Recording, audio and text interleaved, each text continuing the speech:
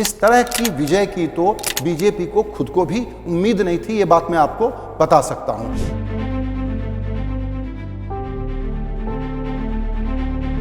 आप ये सोचें कि शतरंज की जितनी चाल इन्होंने खेली और जब खेली पिछले 2 साल में या 5 साल में महाराष्ट्र की राजनीति को कैसे डोमिनेट करना है या कैसे जीत के लाना है, उसमें उनकी हर चाल, हर स्ट्रेटजी और हर टैक्टिक्स कामयाब हुई है।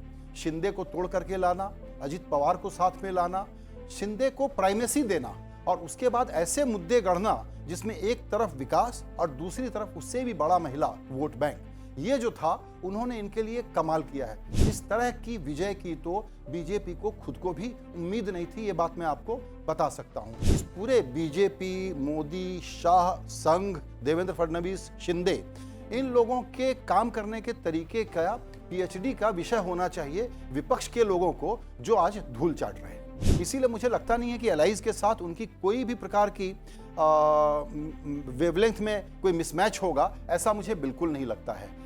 ये बहुत अच्छा फॉर्मूला निकालेंगे, अच्छे से पावर शेयर करेंगे, उसमें मुझे कोई दिक्कत नजर नहीं आती है। हाईएस्ट एवर सीट्स है उनकी, तीसरी बार 100 के ऊपर का आंकड़ा इन्होंने क्रॉस किया है। 50% के वोट शेयर में अगर 30% का वोट शेयर बीजेपी का है तो ये हिस्टोरिक नंबर है। तो पब्लिक मैंडेट को आप ईमानदारी से डिकोड करेंगे तो सीएम का पहला हक तो बीजेपी का बनता है। ऑन अ लाइटर वेन कि महाराष्ट्र की राजनीति अभी कैसे भी आप शेप कर लीजिए, पवार तो उसमें रहेगा ही। लेकिन इस चुनाव का जो दूसरा सबसे बड़ा सबक है वो है कांग्रेस पार्टी के लिए, चुनाव कैसे हारें ये आप राहुल गांधी से सीखिए।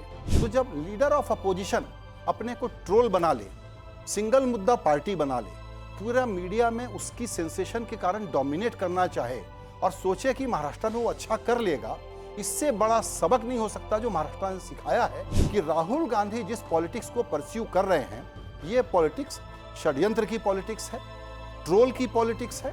इस पॉलिटिक्स का इलेक्टोरल कन्वर्जन नहीं है।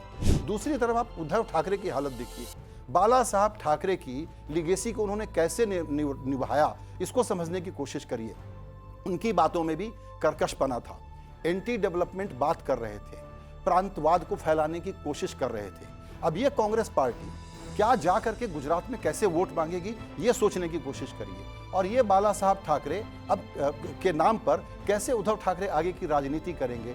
20-20 सीटों की पार्टी हो गई है ये महाराष्ट्र में, ऐसा जमींदोज इनको किया गया है। इसीलिए मेरा कहना है कि कांग्रेस पार्टी अभी भी, अगर आप लोगों को ये लग रहा है मेरी बातों से कि भ्रम हो रहा हो कि कांग्रेस पार्टी जागेगी इस झटके के बाद भी, तो इसको भूल जाइए, क्योंकि जब तक राहुल गांधी का नेतृत्व है कांग्रेस धराशायी होते रहेगी, इसी तरह से टूटते रहेगी। और आखिरी बात, 2029 अगर ये इस ट्रोल पॉलिटिक्स से लड़ना चाहते हैं तो भूल जाएं। ये तो शरद पवार हैं, इसलिए आपको एक सेम्बलेंस ऑफ चुनाव लड़ने वाला फाइटिंग मोड थोड़ा सा नजर आया, वरना कांग्रेस की क्या हैसियत थी इस चुनाव में सामने आ गया है ना। उद्धव ठाकरे किस तरह से तितर बितर होकर बिखर करके पराजित हो गए हैं, सामने आ गया है ना।